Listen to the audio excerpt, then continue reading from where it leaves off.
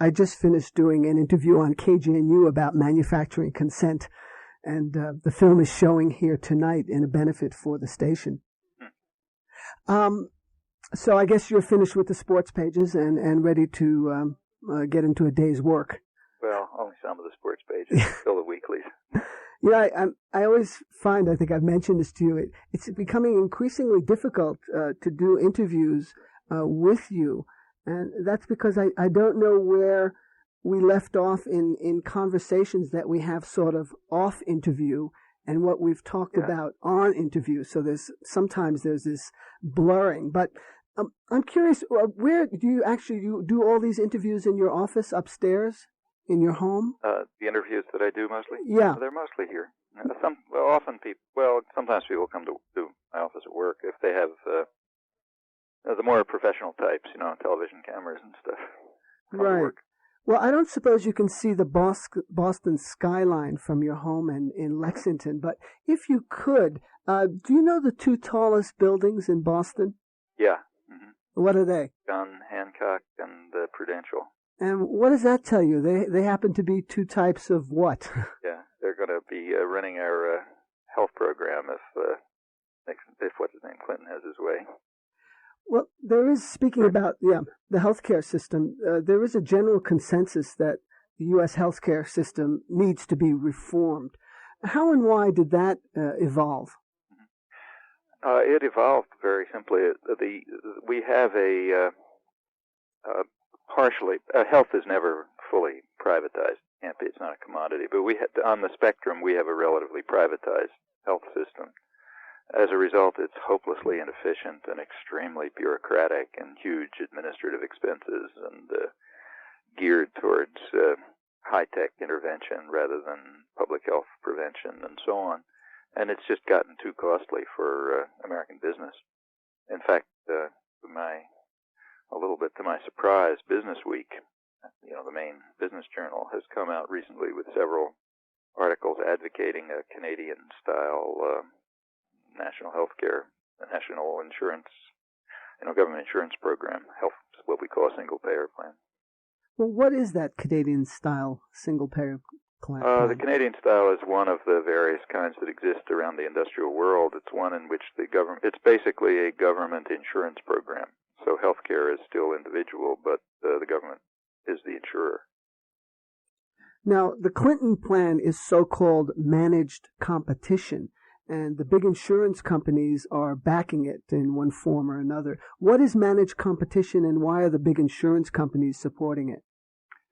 Well, managed competition essentially puts the insurance company, the big insurance, it'll drive most of the little insurance companies out of the market, which is why they're opposed to it. But it will mean that the big insurance companies will put together big conglomerates of healthcare institutions, hospitals, and clinics, and so on, labs, and they'll be in charge of organizing your healthcare. Various bargaining units will be set up to determine which of these conglomerates to work with, and that's supposed to introduce some kind of market forces. But in effect, that the big insurance companies will be pretty much running the show, which means an oligopolistic system, a very small number of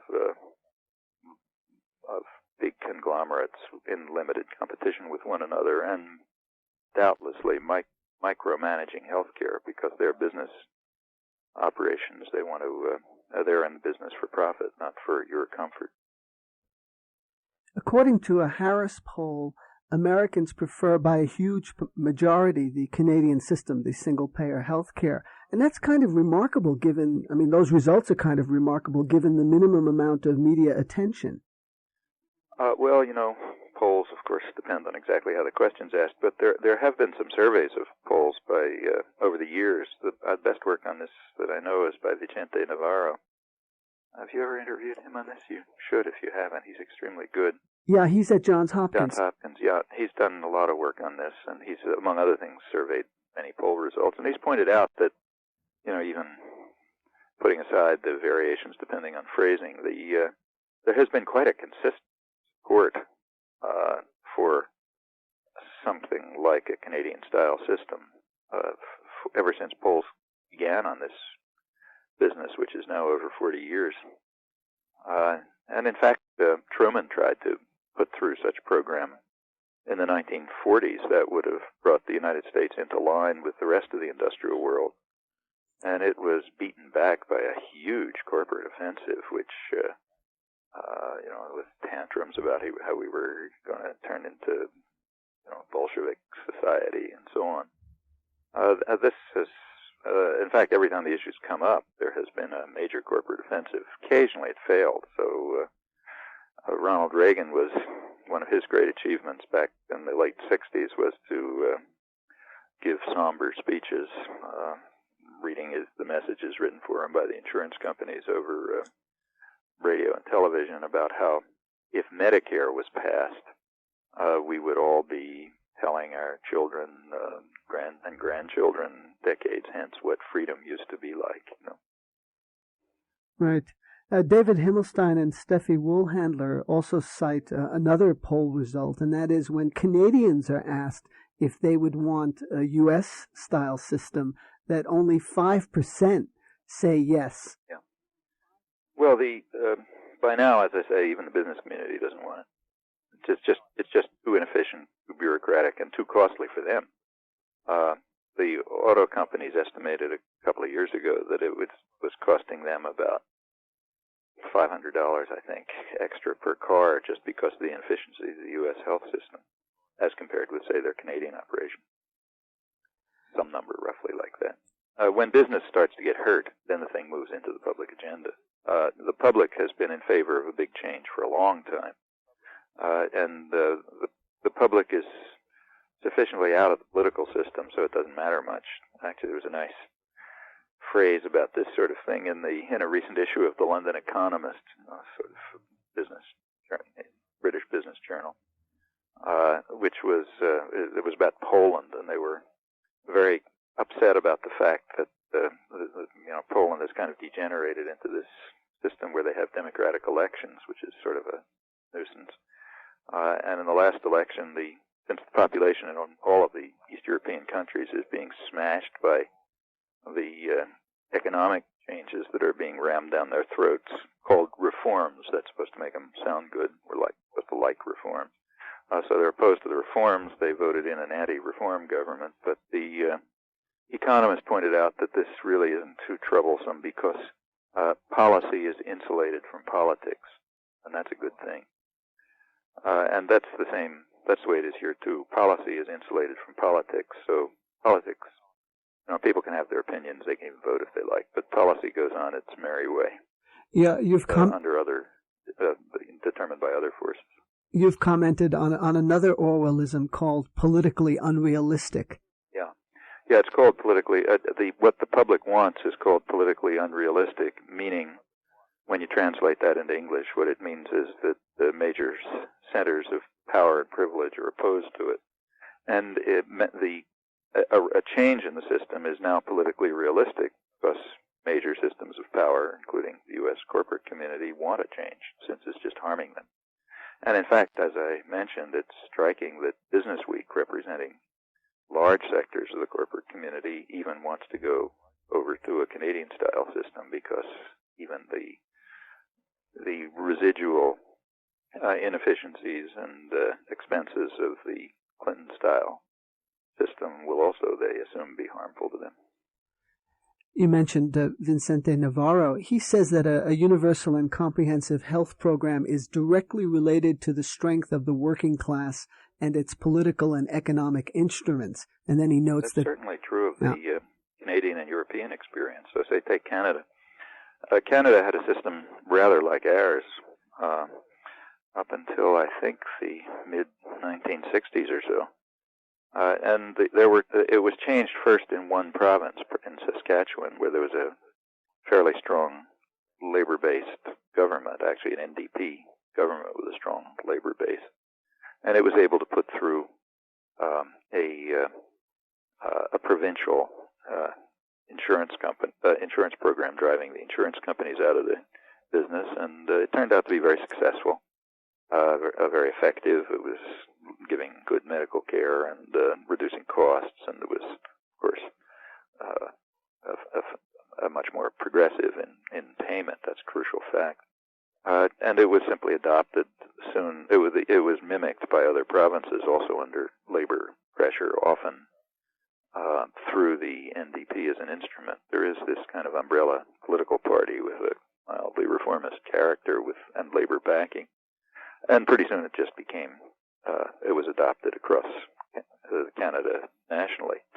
And the history in Europe is pretty much the same. I mean, there were working class organizations have been one of they're not the only mechanism, but they're one of the main mechanisms by which people with very limited power and resources can get together to participate in the public arena. That's one of the reasons why unions are so hated by business and elites generally. They're just too democratizing in their character.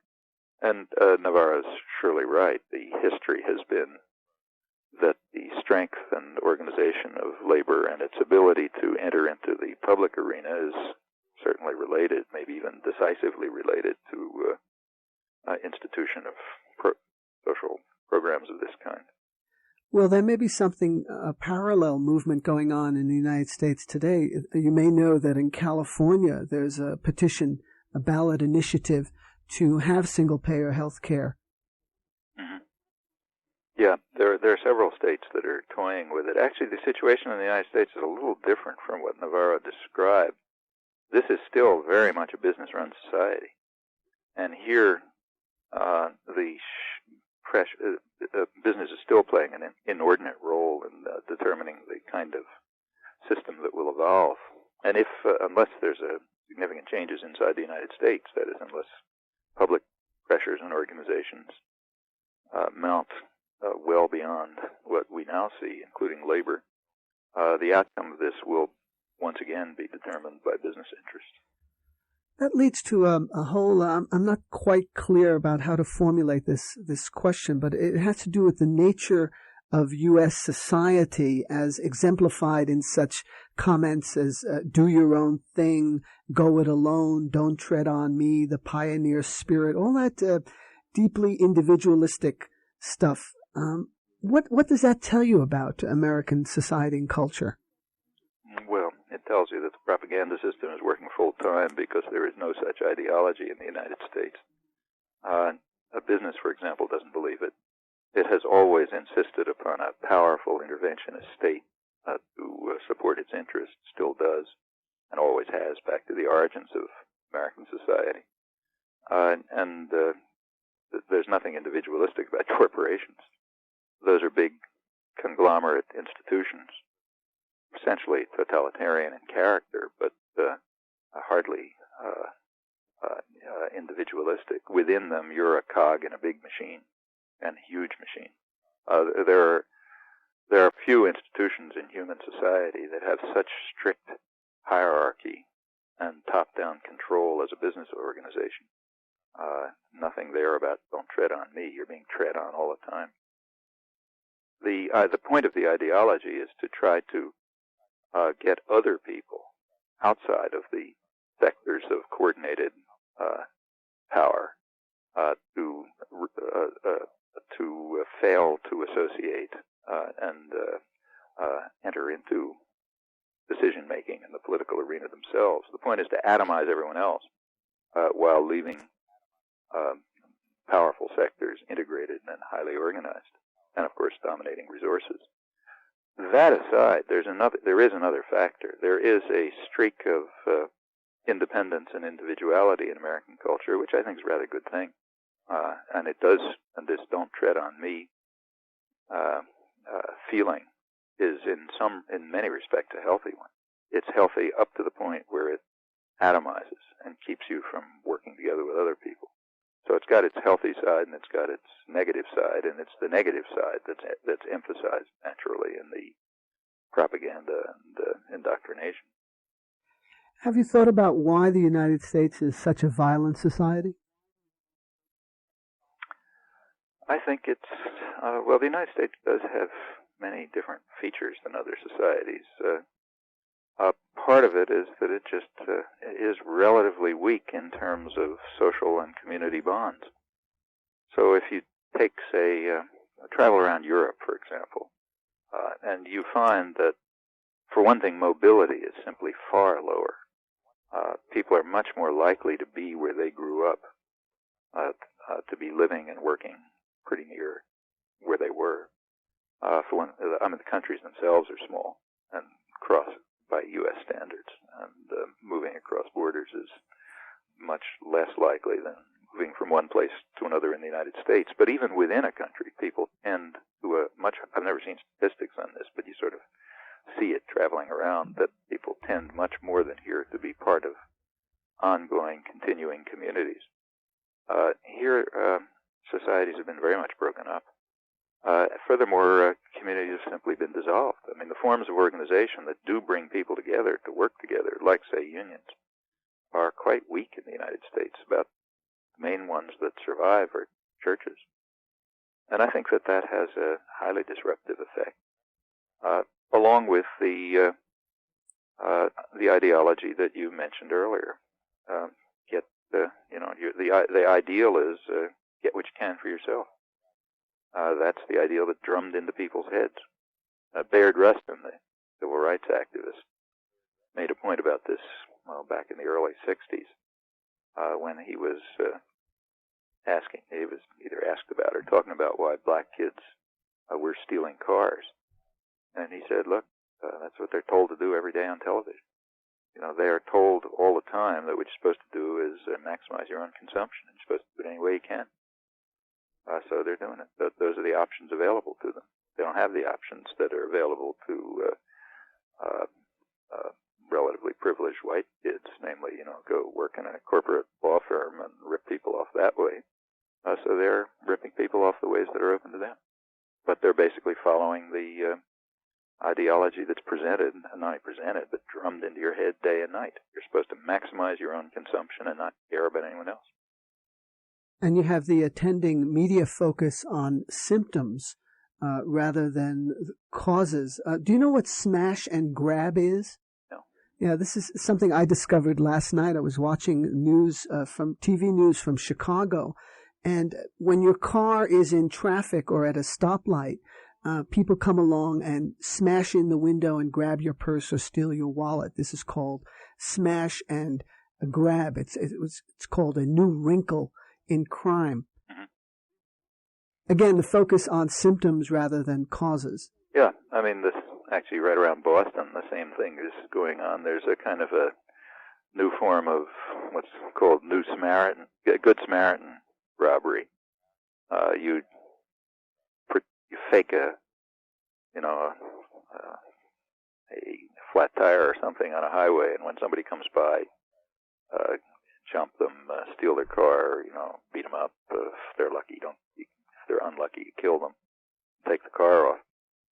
And there's again a good deal of focus on the symptoms. The causes are pretty real. I mean, for one thing, there are very deep social causes of the kind that we've just been barely alluding to, but there are much more immediate causes, and that is the increasing polarization of the society that's been going on for the past 25 years, and the marginalization of large sectors of the population who are simply being rendered superfluous.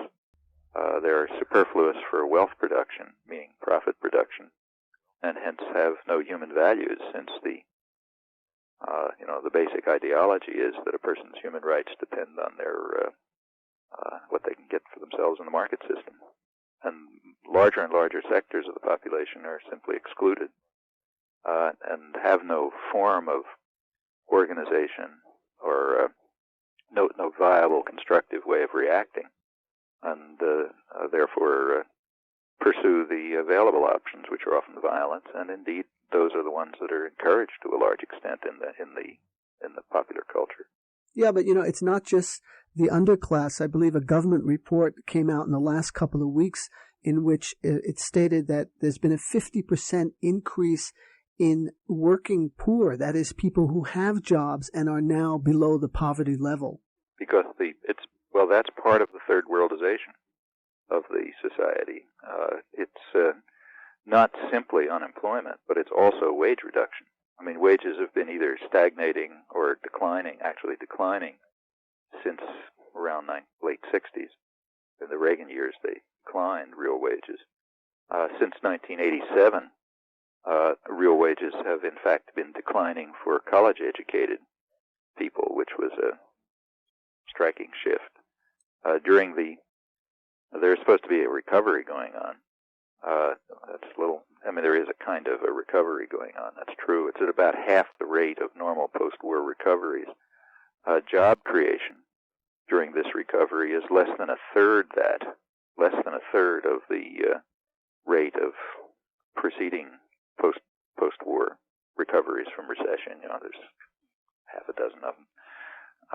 Furthermore, the jobs themselves are to an increasingly out of line with any other recovery. The jobs are low-paying jobs, stagnating, so wages are not going up. And furthermore, a huge number of them are temporaries, again, out of line with earlier history. So this is what's called increasing flexibility of the labor market. Flexibility is like reform. It's supposed to be a good thing. Flexibility means insecurity, means you go to bed at night, you don't know if you have a job tomorrow morning. That's called flexibility of the labor market, and as any economist can explain, that's a good thing for the economy, whereby the economy now we understand profit making. We don't understand, we don't mean by the economy the way people live. And that's good for the economy, and temporary jobs increase flexibility. Low wages also increase job insecurity. They keep inflation low, and that's good for people who own, who have money, say bondholders. So these all contribute to what's called a healthy economy, and but meaning one with very high profits. So profits are doing fine, but corporate profits are zooming. But for most of the population, very grim circumstances, and grim circumstances without much prospect for a future often reflect them. Either they reflect themselves in constructive social action, but where that's lacking, they express themselves in violence. Well, that's interesting that you should say that, because most of the examples of mass murders are in the workplace. I'm thinking of, the various post office killings and fast food restaurants where workers are disgruntled for one reason or another, or have been fired or laid off. Mm-hmm. Well, condition. Not only have real wages stagnated or declined, in fact, but working conditions have gotten much worse. In fact, you can see that just in counting hours of work. So the U.S., today we happen to be talking on May 2nd. Yesterday was May 1st, which throughout the world for forever has been a working class holiday everywhere except in the United States. May Day was initiated in solidarity with American workers who were suffering unusually harsh conditions in their effort to achieve an 8-hour day. This is back in the 1880s. And the efficiency of U.S. ideological controls, business controls, is such that this remained the only country where the day of solidarity with U.S. labor was never even known. It remind me later, I'll add an interesting addendum to that in a moment. But the U.S. workers finally did in the 1930s achieve sort of elementary rights, including the right to an 8-hour day, which had long been achieved elsewhere. But since then, that's been eroded. They've long lost the 8-hour day. Julie Schor has an important book on this called The Overworked American a couple of years ago, in which he, an economist then at Harvard, who still at Harvard, but not in the economics department, she studied things like working hours, and they've been increasing steadily. If I remember her figures correctly, by around 1990, the time she was writing, workers had to put in about, I think, 6 weeks extra work to maintain a year to maintain something like a 1970 wage level, real wage level. along with the increasing hours of work come increasing harshness of work conditions, increasing insecurity, and reduced ability to protect oneself because of the decline of unions. In the Reagan years, even the minimal government programs for protecting workers, say against workplace accidents and so on, were reduced in the interests of maximizing profit. That again leads to violence. In the absence of constructive options like union organizing, it leads to violence. It's not very surprising. Right. Moving back last comment about this May Day story. This morning, this is May 2nd, way back on the back pages of the Boston Globe, there was a little item which said, to my amazement, I was surprised when I saw it, I don't think I've ever seen this here in the United States, said May Day celebration in Boston. Listed on page 60 or something. Small story saying something like May Day celebration in Boston. And so I naturally looked at it, and it turned out that there indeed was a May Day celebration of the usual kind, by immigrant workers, Latin American and Chinese workers who have recently come here. They organized to celebrate May Day and to organize for their rights. That shows that dramatic example of how far we are, of how efficient business propaganda and indoctrination has been in depriving people of even any awareness of their own rights and their own history. You have to wait for poor Latino and Chinese workers to have a celebration, of a couple hundred people of an international holiday of solidarity for American workers. Right. Let's go back to talk a little bit more about the health issue. There have been, of course, a lot of TV specials and docudramas on AIDS and much attention to that issue. Yet, what I want to ask you about is that 500,000 women in the United States will die in the 1990s from breast cancer. Many men will die from prostate cancer. What are your views on that? Are those are not considered political questions, are they? Well, if you mean by that there's no vote taken on them, yeah, there's no vote taken on them. But they're obviously, all of these things are political questions if we mean by that questions of policy. You might add to that calculation the number of children who will die or suffer because of extremely poor conditions in infancy and childhood, prenatal and early postnatal. So take, say, malnutrition. That decreases lifespan quite considerably. You count that up in deaths, that outweighs anything you're talking about, probably. I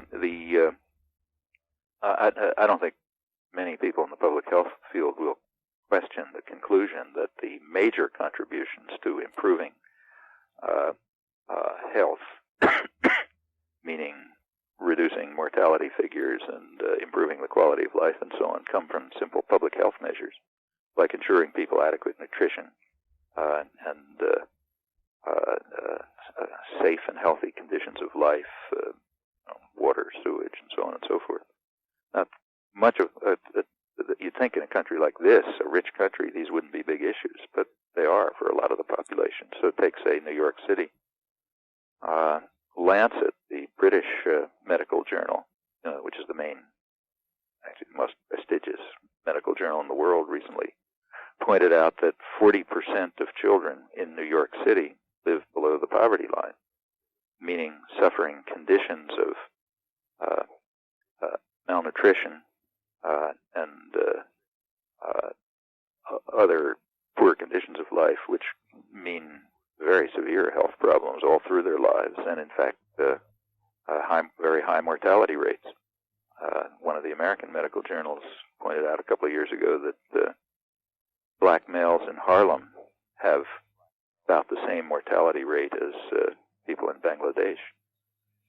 That's essentially because of the extreme deterioration of the most elementary public health conditions. That includes social conditions, incidentally. Right. Well, the government is often fond of declaring war on drugs, war on crime, but there's been no attendant war on breast cancer, for example. Well, there is a war on cancer generally. So a lot of the biological research is funded with cancer as its goal, curing cancer as its goal, though not specifically breast cancer. Well, a lot of people have linked the increase in breast cancer and prostate cancer to environmental degradation and also to diet, the increase of additives and preservatives. What do you think about that? It's doubtless some kind of a factor. Exactly how big or serious a factor it is, I'm not sure. Right. Are you at all interested in the so-called natural or organic food movement? Sure. I think there ought to be concerns about this, I would say, falls into the question of general public health. So it's like having good water and good sewage and making sure that people have enough food and so on. All of these things are in roughly the same category. That is, they have to do not with, say, high technology medical treatment, but with essential conditions of life. And these general public health issues, of which, eating food without poisons is a part, naturally. Those are the overwhelming factors in quality of life and mortality, for that matter. I was at a conference a couple of weeks ago in Washington, D.C., and a woman in the audience got up and, in addition to attributing all sorts of power to the left, which is total fantasy, she also decried the fact that you are in favor of nuclear power. I am in favor of nuclear power. Yeah, does that accurately describe your views? No, I don't think anybody's in favor of nuclear power, even business, because it's too expensive. But what I am in favor of is being rational on the topic. And rationality on the topic means recognizing that the question of nuclear power is not a moral one, it's a technical one. You have to ask what the consequences are of nuclear power versus alternatives. So suppose that I don't think this is true, but imagine that the only alternatives were hydrocarbons and nuclear power. Okay, if you had to have one or the other, well, you have to ask yourself which is more dangerous to the environment, to human life, to human society, and so on. And it's not an entirely simple question. So, for example, suppose that fusion were a feasible alternative. Well, it happens to be if it could turn out to be non-polluting, in which case it would have advantages. On the other hand, any form of nuclear power has disadvantages, among them the fact that there's problems of radioactive waste storage, for example, which are quite serious. And there are also, but though technical problems, as they might be overcome.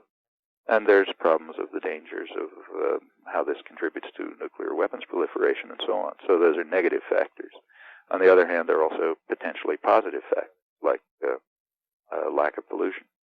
There are other negative factors, like the high degree of centralization and state power and other, centralized power that associated with nuclear power. But on the other hand, that's also true of the hydrocarbon industry. The energy corporations are some of the biggest in the world, and the Pentagon system, for example, is largely constructed to a significant degree to maintain their power. There's a range of other alternatives, including conservation, decentralized power options such as solar and so on, and they have KGNU advantages. But all across the board, these are problems that have to be thought through, not just they're not the topic for tantrums. That was somebody that inadvertently picked up the phone here at KGNU. Let's talk then along these lines about the whole notion of economic growth and development. The United States, with 5% of the world's population, consumes 40% of the world's resources. Now, you don't have to be a Nobel Prize winner or a genius to figure out what that's leading to. Well, for one thing, a lot of that consumption is induced consumption, artificially induced consumption.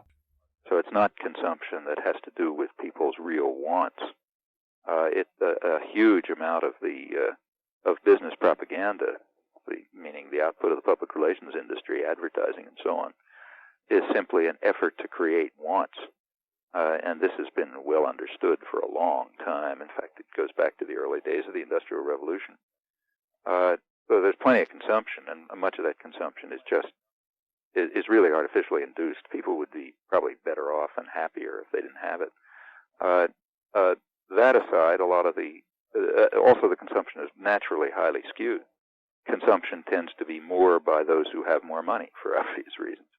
So consumption is skewed towards luxury for the wealthy rather than necessities for the poor.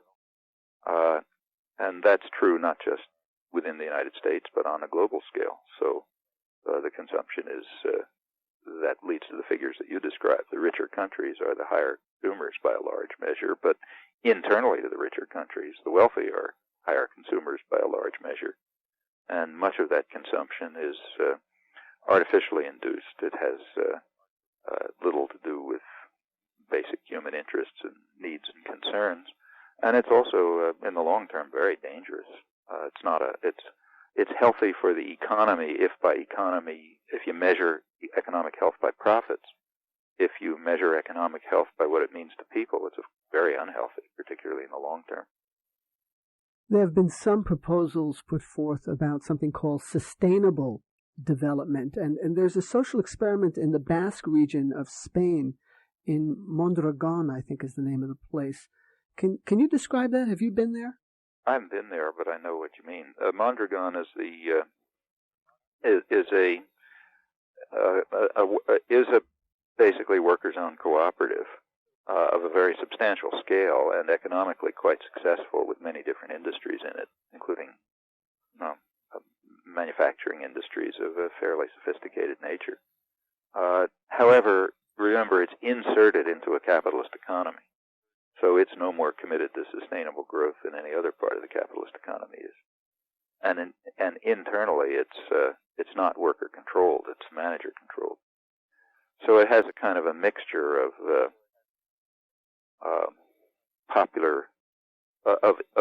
It has a mixture of what you might call what's sometimes called industrial democracy. That means ownership, at least in principle, by the workforce, mixed together with elements of hierarchic domination and control, which mean not worker managed. So it's a mixture, but it's certainly different from other parts of this strictly high. I mentioned before that corporate businesses, say corporations, are about as close to totalitarian structures, to strict hierarchic structures, as any human institutions are, and something like Mondragon is considerably less so.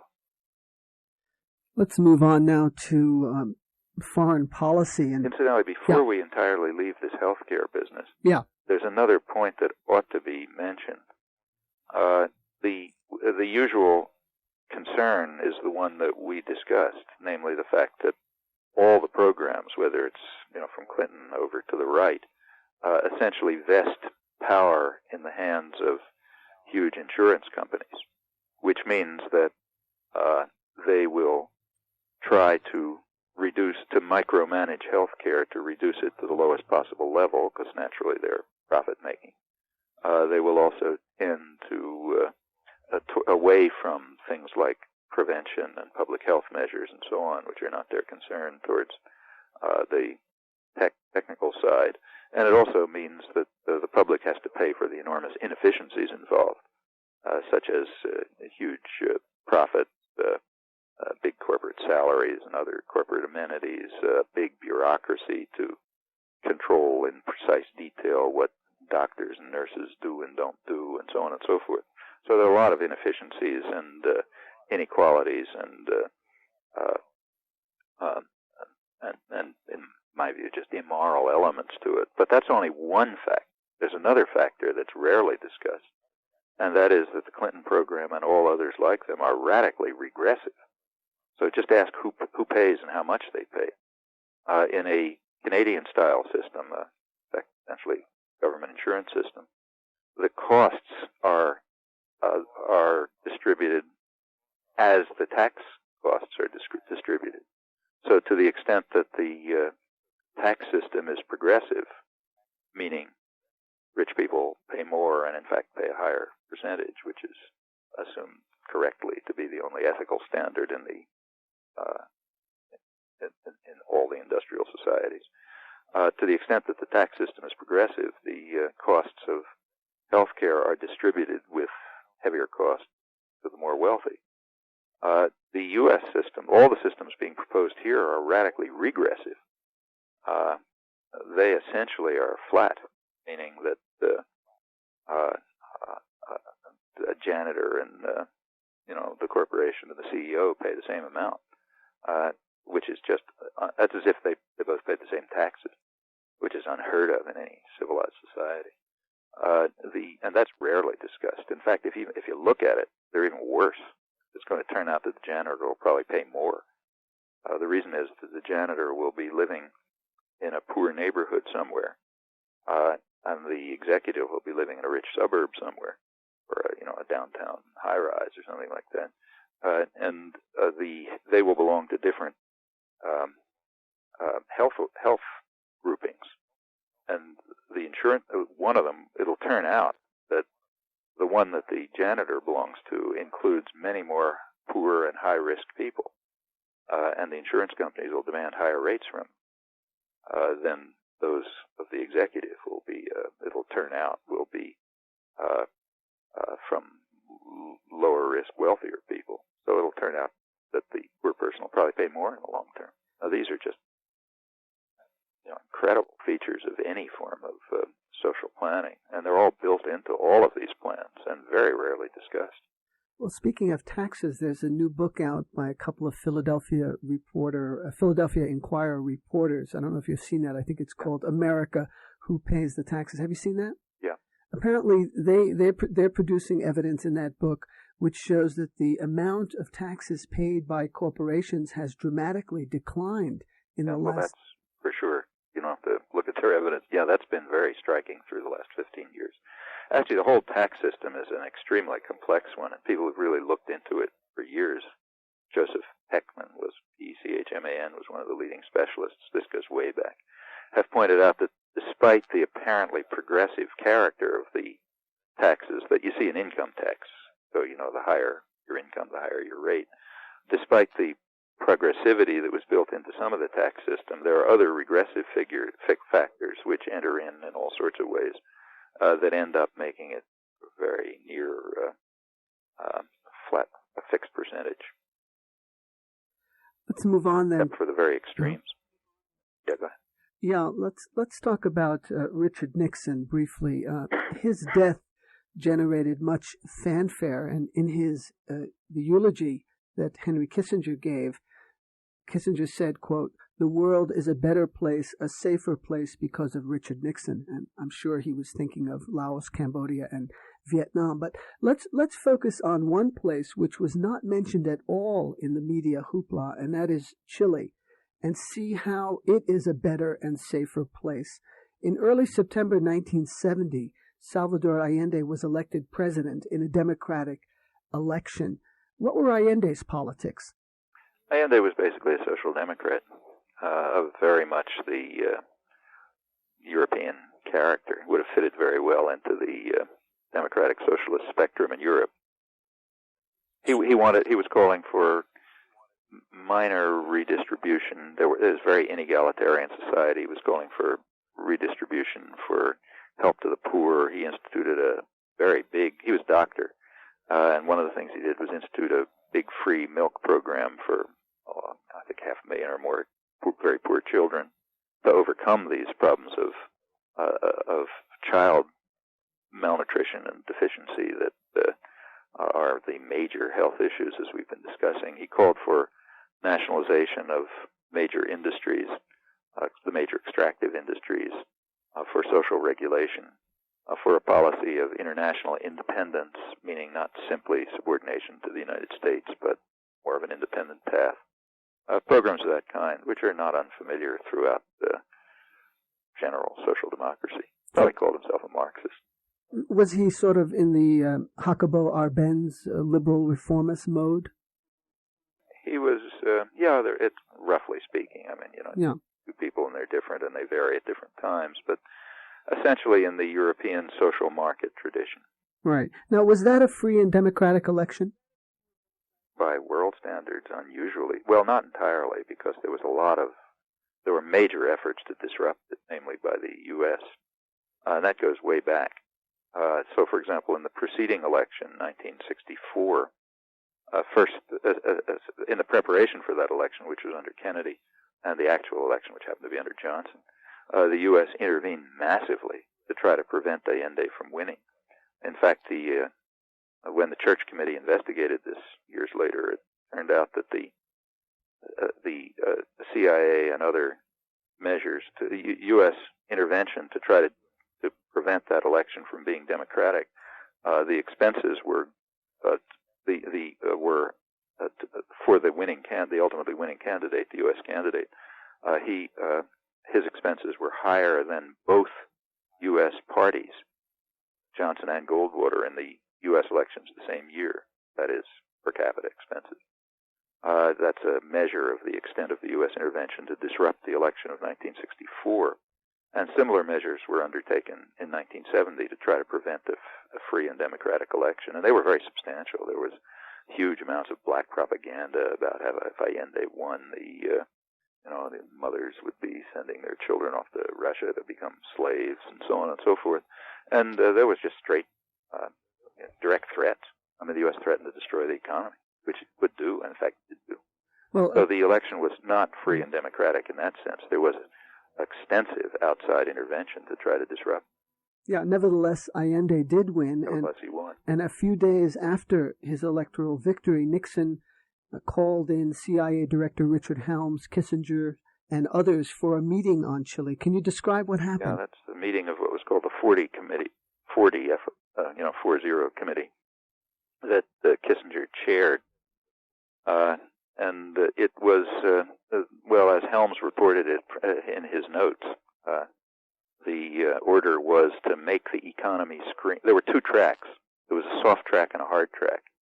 The soft track was to make the economy scream. Those were his words. The hard track was just the hard line was just to aim for a military coup. These were called Track 1 and Track 2. Much of this later came out, in part in the Church Committee. The ambassador, Edward Corey, who was a Kennedy liberal type, he was assigned the task of implementing Track 1. That's the soft line. And let me just quote you his own words as to what Track 1 was. The soft line was to do all within our power to condemn Chile and the Chileans to utmost deprivation and poverty, a policy designed for a long time to come to accelerate the hard features of a communist society in Chile. That's the soft line, namely to really make them suffer utmost deprivation and poverty so they'll know from now on they better vote the way we tell them. Okay, that's the soft Kennedy liberals. The hard line was just to have a military coup. And those are the plans that essentially came out. So making the economy scream was the soft line. And there was a massive destabilization, disinformation campaign. The CIA planted stories in El Mercurio, which it has done in other places as well. Yeah, they really pulled out the stops on this one. Kissinger later had an interesting later when the military coup finally came and the government was overthrown and you had, thousands of people being slaughtered in prisons and tortures and so on. Then the U.S. changed its position and gave massive support to the government, to Pinochet. To the new Pinochet government, as a reward for its achievements in reversing Chilean democracy and instituting a murderous terror state on the Brazilian style. So economic aid, which had been canceled, immediately began to flow. The U.S. had blocked international aid. That came in. Huge credits were given for wheat and so on, and all possible help was given. Actually, the question of torture was brought up to Kissinger by the American ambassador, and Kissinger just gave him a sharp lecture about something like, don't give me any of those political science lectures. We don't care about torture. We care about important things. He also explained what the important things were. He was concerned, he said, that Allende's success, a success of social democracy in Chile would have a contagious effect. It would be contagious, he said. It would infect southern Europe, like southern Italy, and it would lead to the possible success of what was then called Euro-communism there, meaning the communist parties were moving in a social democratic direction and linking up with social democratic parties. That was called Euro-communism. Actually, the Kremlin was just as much opposed to that as Kissinger was. So he was afraid that the contagious example of success in Chile under a democratic reformist system would infect places like Italy. So that really tells you what the domino theory is about very clearly. I mean, even Kissinger, mad as he is, didn't believe that Chilean armies were going to descend on Rome. No, there wasn't going to be that kind of an influence. The influence would be the demonstration effect of successful development, successful economic development, where here the economy doesn't just mean profits for private corporations, but it means for the general population, and that's dangerous. Because if that gets started, it will have a contagious effect. So Kissinger's thinking was quite accurate. Also, it's revealing, and in those comments, he revealed the basic story of U.S. foreign policy for decades. Well, you see that pattern repeat itself all the time. That's the basic story. In Nicaragua in the 80s, the threat of a good example. But everywhere. I mean, the same was true in Vietnam. It was true of Cuba. It's true. It was true of Guatemala, and it was true of Greece. I mean, it's always. That's the basic story. The threat that there will be a contagious effect of successful development. Kissinger also said, again, speaking about Chile, that, quote, "I don't see why we should have to stand by and let a country go communist due to the irresponsibility of its own people." Yeah, this is the London Economist line, that we should make sure that policy is insulated from politics. If people are irresponsible, they should just be cut out of the system.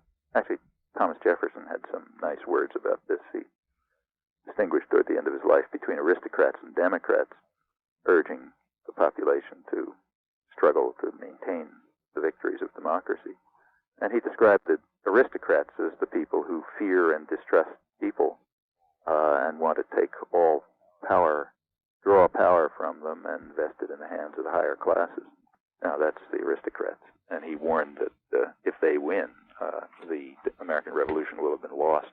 He specifically warned against what he called banking institutions and moneyed-in corporations. These are the early stages of what became corporate capitalism, and said, if they grow, the aristocrats will have won, and the American Revolution will have been lost. Well, Kissinger is just an extreme example of an aristocrat. Actually, the liberals are less extreme examples.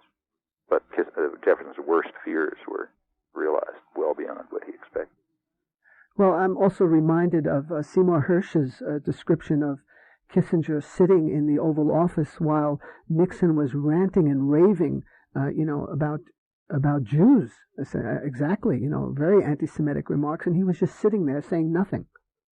Yeah, he was also sitting there while even worse things were being said and about blacks. In fact, he was participating in them. The racism of the Nixon administration was just appalling. Yeah. Well, talk about... Actually, Nixon's first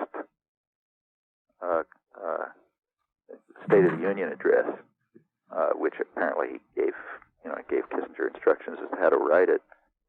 And he apparently, according to people there, said something like, put something in it for the jigs. And Kissinger apparently nodded approvingly or quietly. Jigs being blacks. Blacks. Yeah. Well, what about the role of the CIA in a democratic society? I mean, is that an oxymoron? Well, you could imagine that a democratic society would have an organization that carries out intelligence gathering function, but that's a very minor part of what the CIA does. CIA is mainly in power as a branch of the executive to carry out secret and usually illegal activities that the executive branch wants, and it wants them to be kept secret because it knows the public won't accept them. So it's highly democratic, undemocratic, even domestically, And the activities that it carries out are quite commonly efforts to undermine democracy, as the Chilean case through the 1960s into the early 70s demonstrates with great clarity. That's by far the only one. Well, is the CIA... And incidentally, remember that although we talk about Nixon and Kissinger, those similar policies were being carried out by Kennedy and Johnson in the earlier election. But is the CIA an instrument of state policy, or does it formulate policy? Well, you can't be certain, of course. But my own view is that the CIA is very much under the control of executive power. I've studied those records fairly extensively in many cases, and I don't know of examples to show that the very rare examples where the CIA undertook initiatives on its own. Usually, it often looks as if it's undertaking initiatives on its own, and that's because the executive wants to preserve deniability. You want to make it, the executive branch, say Kennedy, doesn't want to have documents lying around saying, I told you to murder Lumumba or something like that. That's Eisenhower in that case. Or, I told you to overthrow the government of Brazil. They don't want such documents around. So very often or I wanted you to assassinate Castro or whoever it may be, the executive would like to be protected from such exposure. As a result, they try to follow policies of plausible deniability, which means that messages are given to the CIA to do things, but without a paper trail, without a record. And when the story comes out later, it looks as if the CIA is doing things on their own. But if you really trace it through, I think this almost never happens. Well, let's stay, as in Henry Stimson's words, in our little region over here, which has never bothered anyone, Latin America and the Caribbean, and let's move from Chile in the 60s and 70s to Haiti in the 1990s. Jean-Bertrand Aristide is elected president in 1991 in what has been widely described as a free and democratic election. I think he got 67% of the vote. 9 months later... 7 months after taking office. Yeah. 7 months after taking office, he's overthrown in a coup d'etat. See any connections there? U.S. policy? Well, when Aristide won in December 1990, it was a big surprise. He came into power swept into power by a network of popular grassroots organizations, what was called La Valasse, meaning the flood, which outside observers just weren't aware of. They don't pay attention to what happens among poor people. And there had been very extensive and very successful organizing. And out of nowhere came this mass of organized grassroots popular organizations, and they managed to sweep their candidate into power. The U.S. expected that its own candidate, a former World Bank official named Marc Bazin, would win the election. I mean, he had all the resources and all the support and so on, so it would look like a shoo-in. So the U.S. was willing to support a democratic election, figuring that its candidate would easily win. Well, he lost. He got 14% of the vote, and Aristide, as you said, got about 67%. The only question in anybody's mind at that time should have been, how is the United States going to get rid of him? For very much the reasons that Kissinger explained in the case of Chile. That is so uniform and invariant that the basic question was, well, what will be the method for getting rid of this disaster? The disaster became even worse in the first months of Aristide's office. During those 7 months, there were real, amazingly, Haiti, of course, is an extremely impoverished country with awful conditions. And he was nevertheless beginning to get places. He was able to reduce corruption extensively, to trim a highly bloated state bureaucracy, winning a lot of international praise for this, even from the international lending institutions, the IMF and so on, and the World Bank, who were offering him loans and preferential terms because they liked what he was doing. He was getting independent support outside the United States. Furthermore, he cut back on drug trafficking. Flow of refugees to the United States virtually stopped. Atrocities were reduced to way below what they had been or would become. In fact, they and there was a considerable degree of popular engagement in what was going on, although the contradictions were already beginning to show up because there are constraints on what he could do, external constraints. Now, all of this made the Democratic election even more unfavorable and unacceptable from the point of U.S. policy, and indeed the U.S. moved at once to try to undermine it through what were naturally called democracy-enhancing programs. So the U.S., which had never cared at all about centralization of executive power when its own favorite dictators were there, all of a sudden became involved in trying to set up alternative institutions, to support alternative institutions which would undermine executive power in the interests of greater democracy. A number of those groups, so-called, which were alleged to be human rights groups and labor groups and so on, they survived the coup, and in fact they became the governing authorities after the coup. Well, this went on for a couple of months. September 1991, September 30th, the coup came. The Organization of American States declared an embargo. The U.S. joined it, but with obvious reluctance. The Bush administration was really dragging its feet. It was perfectly obvious. The U.S., the government focused attention on alleged atrocities or undemocratic activities of Aristide, downplaying the major atrocities which were taking place right away, and the media went along. So media coverage, while people were getting slaughtered in the streets of Port-au-Prince, the media were concentrating on alleged human rights abuses under the Aristide government. The usual pattern. We're familiar with this. Within the Bush administration soon quickly imposed refugees started fleeing again because the situation was deteriorating so rapidly. The Bush administration blocked them, instituted in effect a blockade to send them back. Within a couple of months, in fact, in early February, the embargo was instituted in October. By February, the Bush administration had already undermined the embargo. Instituted an exception, namely U.S. companies would be permitted, U.S.-owned companies would be permitted to ignore the embargo. The New York Times called that fine-tuning the embargo to improve the restoration of democracy. Okay, the fine-tuning meant that U.S. companies could continue to proceed without any concern for the embargo. Meanwhile, the U.S., which is known to be able to exert pressure when it feels like, found no way to influence anyone else to observe the embargo, including the Dominican Republic next door. The whole thing was mostly a farce. Pretty soon, Marc Bazin was in power as prime minister, not surprisingly, with the ruling generals behind him, the U.S. candidate. Clinton administration, that year, 1992, U.S. trade with Haiti was not very much below the norm. U.S. Commerce Department figures showed that. I don't think the press ever reported it. But U.S. trade continued not very far below the norm, despite the so-called embargo.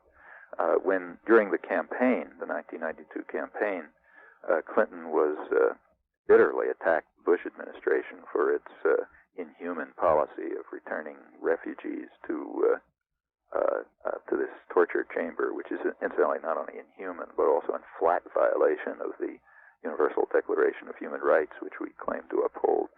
And he, announced that he was going to really change all of this stuff. Well, his first act as elected president, even before he took office, in fact, was to make the Bush blockade even harsher.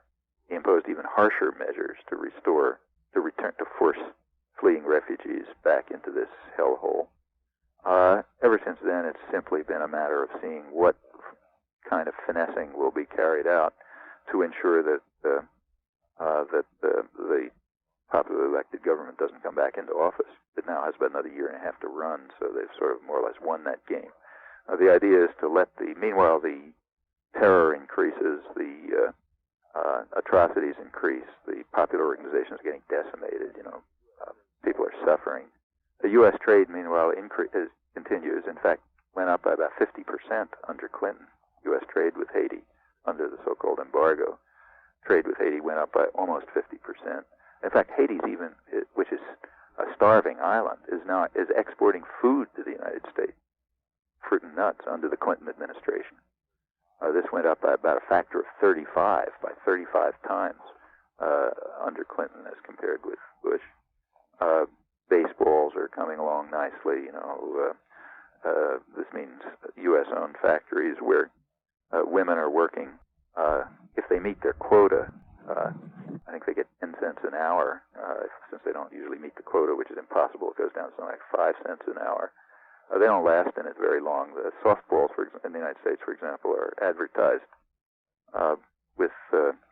as being very, unusually good because they're hand dipped into the whatever thing it is that makes them hang together properly.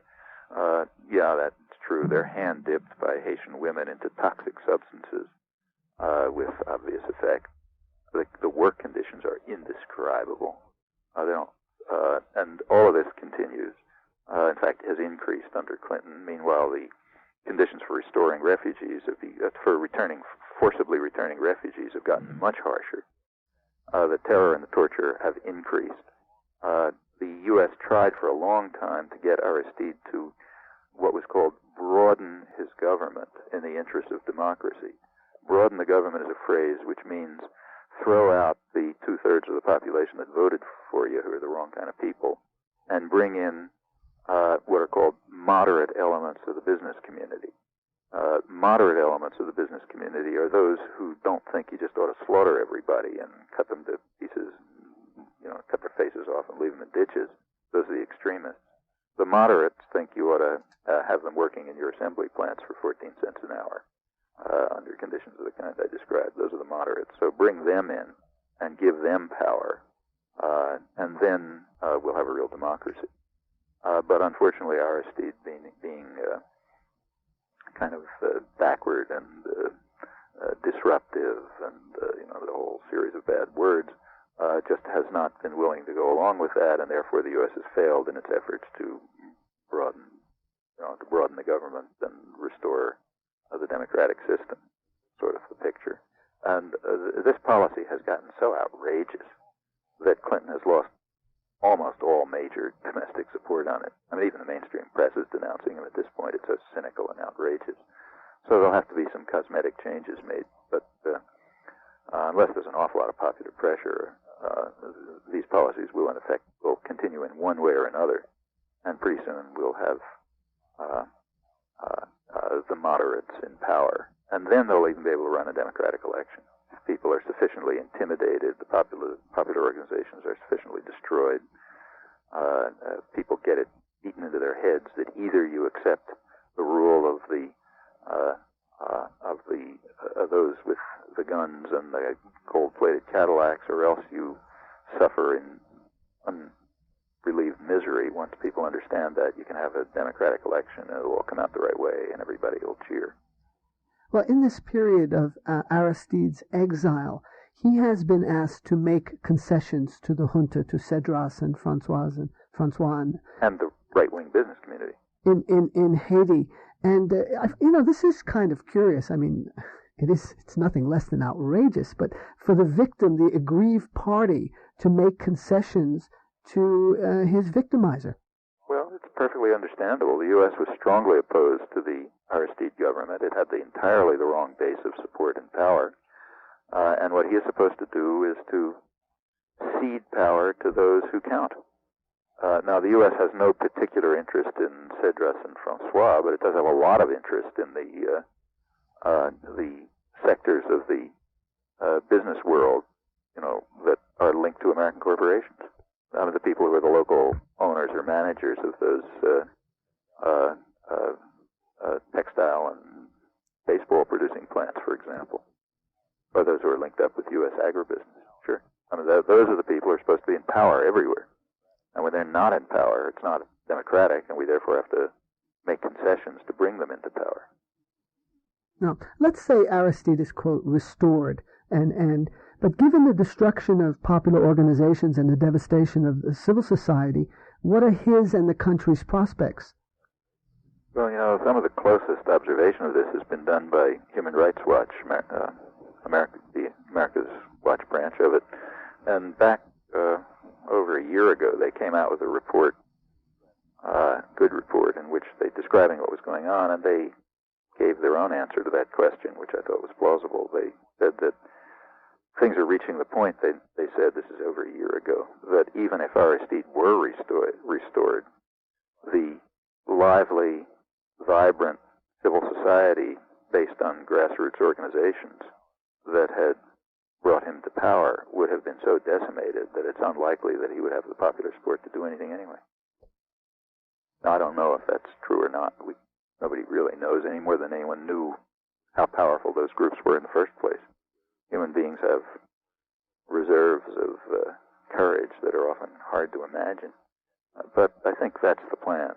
The idea is to try to decimate the organizations, to intimidate people sufficiently so that it won't matter if you have democratic elections. Actually, there was an interesting conference run by the Jesuits in El Salvador. Its final report came out in January of this year, in which they discussed questions of this kind. And they were talking about this is several months before the election, they were talking about the build-up to the elections. And they did discuss, as a lot of people did, the ongoing terror, which was substantial and which was plainly designed to keep up front in people's minds that you better vote the right way or else. But they also pointed out something else, which is much more important, and that had to do with the long-term effects of terror. They pointed out that and they've had plenty of experience with this, the long-term effects of terror, they said, are simply to domesticate people's aspirations and to reduce their aspirations to those of the powerful and the privileged.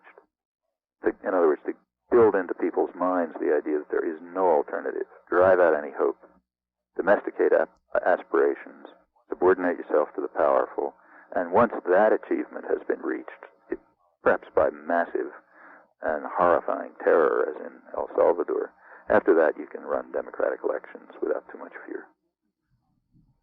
The U.S. refugee policy is in stark contrast there. You mentioned it briefly. Cuban refugees are considered political and are accepted immediately into the United States, while Haitian refugees are termed economic and are refused entry. Yeah, that's determined by ESP, since they never check with them. In fact, if you look at the records, people who are being refused asylum are found a couple of days later hacked to pieces in the streets and have suffered enormous persecution. Just a couple of weeks ago, there were two interesting leaks from the Immigration and Naturalization Service, INS.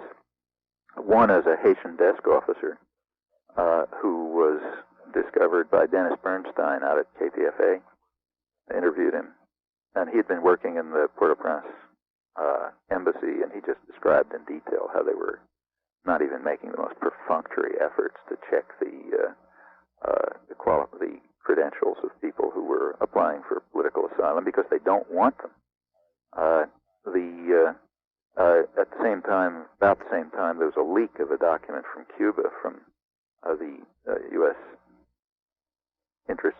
It was either Miami or the intersection of Havana, I've forgotten which, the one that checks asylum, complaining about the fact that they can't find genuine political asylum cases.